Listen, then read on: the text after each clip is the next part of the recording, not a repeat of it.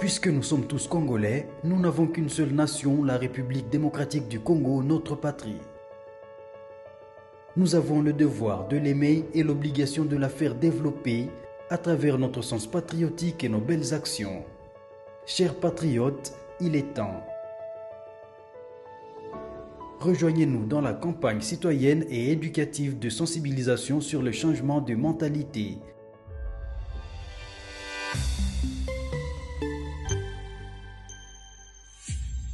Zala, bon citoyen.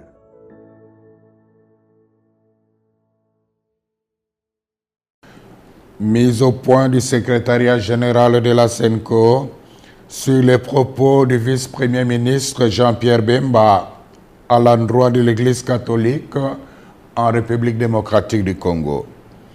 Le secrétariat général de la SENCO a suivi avec stupéfaction les propos ahurissants, discourtois et menaçants d'un ton martial du vice-premier ministre Jean-Pierre Bemba à l'endroit de l'Église catholique dans son interview à la radio Top Congo ce mardi 4 décembre 2024. Sans nous en cacher, ces propos belliqueux et truffés de contre-vérités nous ont paru peu honorables pour un homme d'État de son rang. Nous trouvons particulièrement indécent de parler des politiciens en robe.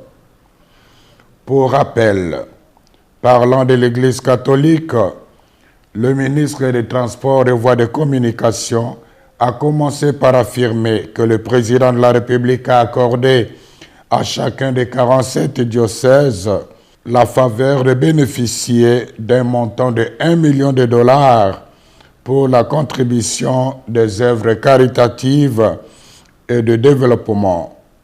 Une première dans l'histoire de notre pays, s'est-il exclamé. Ensuite, il s'est interrogé si les ouvrages financés ont été réellement réalisés, insinuant par le fait même que les fonds octroyés pourraient avoir pris une autre destination. Nous comprenons bien l'ironie cachée derrière une interrogation apparemment innocente. Nous déplorons cette sortie médiatique émaillée d'allusions, d'attaques et de procès d'intention contre l'Église catholique en République démocratique du Congo. Nous sommes affligés de constater que M. Bemba ne maîtrise pas les dossiers des projets financés par le Trésor public à la demande du chef de l'État. Au nom de la sagesse élémentaire, il aurait intérêt à s'informer davantage avant de prendre publiquement la parole. Revenons aux faits. La vérité est qu'il y a plus de 2 ans, à la demande personnelle et insistante du président de la République, conformément à la mise en application de l'accord cadre entre le Saint-Siège et la République démocratique du Congo sur les matières d'intérêt commun, le gouvernement de la RD Congo et l'Église catholique ont convenu de collaborer pour la mise en œuvre de projets sociaux et économiques à impact visible en faveur des populations locales à travers les 48 diocèses de la RD Congo. Sans jamais avoir été demanderesse et surtout dans le souci de rendre service à la population, de bonne foi, l'Église s'est engagée. Auréolée de son expérience incontestable en matière de développement et des avantages de son omniprésence en territoire congolais, elle a accepté cette lourde charge en vue de contribuer au bien commun des Congolaises et des Congolais qui, comme on le sait, est souvent compromis à cause de la mauvaise gouvernance et de la corruption. Signalons toutefois que, pour des raisons pertinentes, largement compréhensibles, l'archidiocèse de Kinshasa s'est abstenu d'accéder au fonds. Dès le départ, Le gouvernement congolais s'est engagé à mettre à la disposition des diocèses trimestriellement un fonds pour la mise en œuvre des projets retenus par chacun des 47 diocèses en RD Congo. Pour des raisons de trésorerie, il n'a malheureusement pas respecté l'échéance, mais il n'a pas renoncé aux engagements pris. À ce jour, plus de 2 ans après cet accord, seulement 2 tranches de 300 000 $ ont été données, la première en 2022 et la deuxième en 2023, soit 600 000 $ par diocèse. Tous les diocèses se sont mis à l'œuvre. Certains ont même reçu la visite du conseiller principal du président de la République en charge des questions religieuses.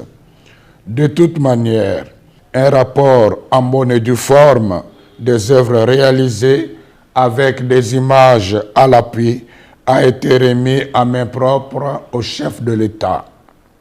Celui-ci n'a pas caché sa pleine satisfaction. Une copie de ces réalisations a été donnée aussi à Madame la Première ministre. Par souci de loyauté et de transparence, en collaboration avec la presse de la présidence de la République, le secrétariat général de la SENCO a réalisé une émission sur le travail accompli. Toutefois, comme le rythme du financement n'a pas été respecté dans tous les diocèses, certains chantiers très avancés sont restés inachevés. À ce jour, une autre tranche de 300 000 $ a été annoncée et permettra de continuer l'exécution des projets réalisés avec beaucoup de sacrifices en dépit d'énormes difficultés de transaction et de transport. Quant à nous, sans faux fuyant, nous sommes prêts à recevoir l'IGF pour vérifier toute la comptabilité. La SENCO avait dès le début prévenu les gestionnaires locaux de ces projets qu'elle ne couvrira personne en cas de malversation financière. Nous demandons au vice-premier ministre Jean-Pierre Bemba de rendre publiques les preuves de ces allégations de 1 million de $ mises à la disposition de chaque diocèse. En même temps, nous continuons d'attendre patiemment celle de la prétendue collaboration qu'il avait insinuée, sans foi aux yeux, de notre mission d'observation électorale avec les Russes pour pirater les serveurs de la CENI. Qui, dans ces pays, ne sait pas que l'Église catholique, sans l'aide de l'État congolais, dépense chaque année des fonds immenses pour réaliser les œuvres d'utilité publique comme les écoles, les hôpitaux, les routes, les ponts, les hommes de vieillards, les orphelinats, etc. Par ailleurs, nous avons apprécié que le vice-premier ministre, ministre des Transports et Voies de Communication, rappelle la mission des hommes de Dieu de rassembler tous les fils et filles de la RDC, de parler de la paix et de l'unité. La question fondamentale est celle de savoir comment lui et ses alliés ont-ils accueilli les multiples appels de la SENCO ces dernières années au respect des principes démocratiques et des droits de l'homme, à la transparence du processus électoral et à l'organisation des concertations des représentants des forces politiques et de la société civile afin de renforcer la cohésion nationale et d'affronter ensemble les défis sécuritaires. N'est-ce pas au nom de la même paix que la SENCO demande de ne réviser ni changer maladroitement et imprudemment la Constitution? C'est toujours au nom de la paix que la même Église catholique avait demandé au VPM Jean-Pierre Bemba de ne pas s'engager dans un conflit armé post-électoral. Conflit qui a fait plus de 200 morts, dont les enfants en uniforme en 2007 en pleine ville de Kinshasa. Où trouve-t-on la haine dans le message de l'Église catholique? Nous réclamons les preuves tangibles. Aussi, faut-il rappeler qu'aimer quelqu'un ne signifie pas applaudir même ses erreurs. À cet égard, nous souhaitons ardemment que le vice-premier ministre Jean-Pierre Bemba se souvienne que l'Église qu'il vilipende avec dédain depuis un certain temps est la même dont il avait bénéficié de 2 précieuses visites pendant qu'il était en prison à La Haye. La vérité de l'histoire renseigne la sagesse, résiste à la frivolité du temps. La SENCO remercie les gouvernants, particulièrement le président de la République, d'avoir fait confiance à l'Église catholique en demandant au gouvernement de lui octroyer les moyens financiers lui permettant de réaliser les œuvres sociales à impact visible jusque dans le coin le plus reculé du pays. Quiconque croit que cet argent a été donné à l'Église pour acheter son silence et étouffer sa mission prophétique se trompe éperdument. C'est le lieu de rappeler au ministre des Transports et Voies de Communication ces sages paroles de Confucius, à savoir: si l'homme a 2 oreilles et une bouche, c'est pour écouter 2 fois plus qu'il ne parle. Puisse le Seigneur bénir notre pays et son peuple. Je vous remercie. Puisque nous sommes tous Congolais, nous n'avons qu'une seule nation, la République démocratique du Congo, notre patrie. Nous avons le devoir de l'aimer et l'obligation de la faire développer à travers notre sens patriotique et nos belles actions. Chers patriotes, il est temps. Rejoignez-nous dans la campagne citoyenne et éducative de sensibilisation sur le changement de mentalité.